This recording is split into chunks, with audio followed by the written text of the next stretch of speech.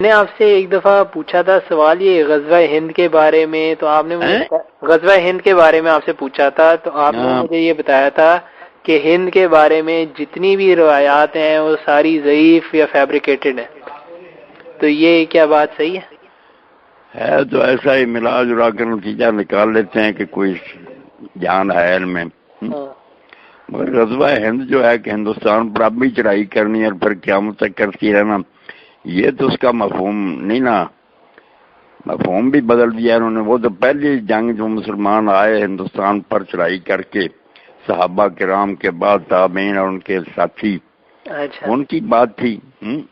اچھا، تو وہ آپ نے تو مجھے یعنی کہ کہا تھا کہ ہند کی فضیلت میں تمام حدیثیں ضعیف ہیں۔ ہند کی فضیلت میں تو ساری ضعیف ہی ضعیف، بلکہ موضوع ہی ہوں گی، وہ غزوہ ہند کی بات ہے نا۔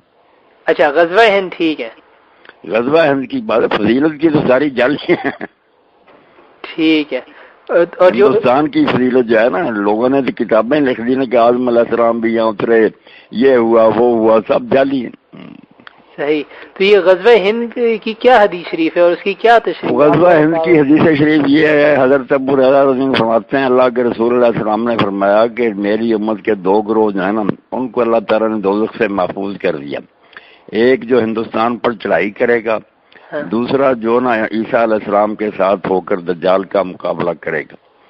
تو حضرت ابو ہریرہ رضی اللہ عنہ کہتے ہیں جب لشکر جائے گا نا میری زندگی میں، تو میں اس میں ضرور شریک ہوں گا، تاکہ واپس آؤں تو بہترین غازی ہوں اور شہید ہو جاؤں تو بہترین شہید ہوں۔ پہلی جنگ کی بات تھی جب مسلمان ہندوستان آئے ہیں شروع میں۔